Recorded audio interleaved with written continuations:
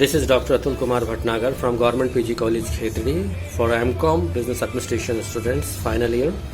Today we are going to discuss a very important task, very important topic that is called by the name of placement.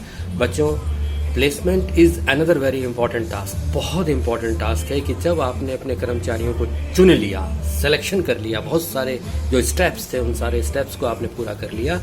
Now it is time to place your worker to a particular place, and that place should be very very very important and right person should be appointed to a right place.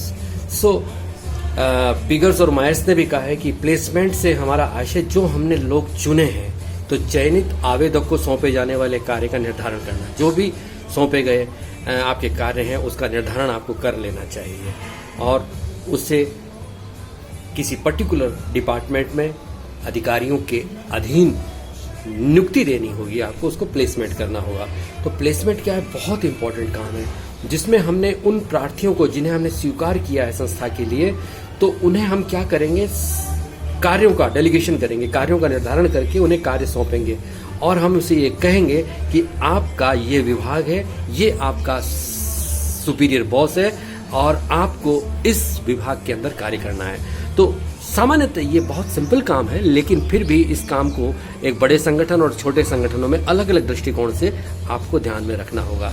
क्योंकि यदि मान लीजिए आपने किसी ऐसे विभाग में same काम को करने वाले 5, 7, 10, 20 पदों पे जो है किसी व्यक्ति विशेष को नियुक्त किया है, चयनित किया है, तब आपको प्लेसमेंट करते समय बहुत ध्यान रखना पड़ेगा.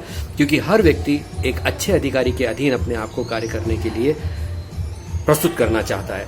ऐसी स्थिति के अंदर यहाँ आपको व्यक्ति की रुचि, व्यक्ति की इच्छा, व्यक्ति की कार्यक्षमता, व्यक्ति का डेडिकेशन, व्यक्ति के जो भी टेस्ट आपने लिए हैं उन तमाम चीज़ों में उसका आकलन करते हुए अपने विभाग, जितने भी विभाग हैं उन विभागों के अंदर उसको प्लेसमेंट देना होगा.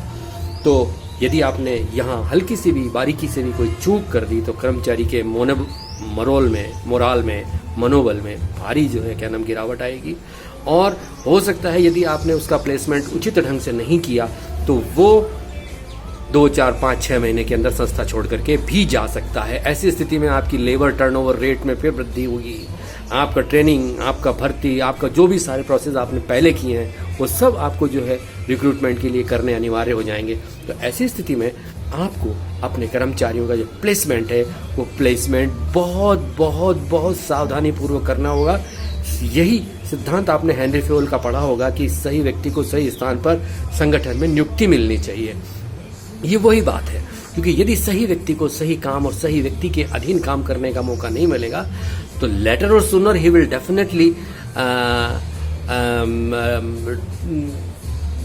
Go away from the institution, निश्चित रूप से चला जाएगा. और ऐसी स्थिति में आपको अपने संगठन के बहुत सारे जो उपरी हुए हैं खर्चे हैं उन खर्चों का फिर दोबारा जो है व्यवस्था करनी पड़ती है या करनी पड़ेगी, वो आपके संगठन के लिए उपयुक्त नहीं है.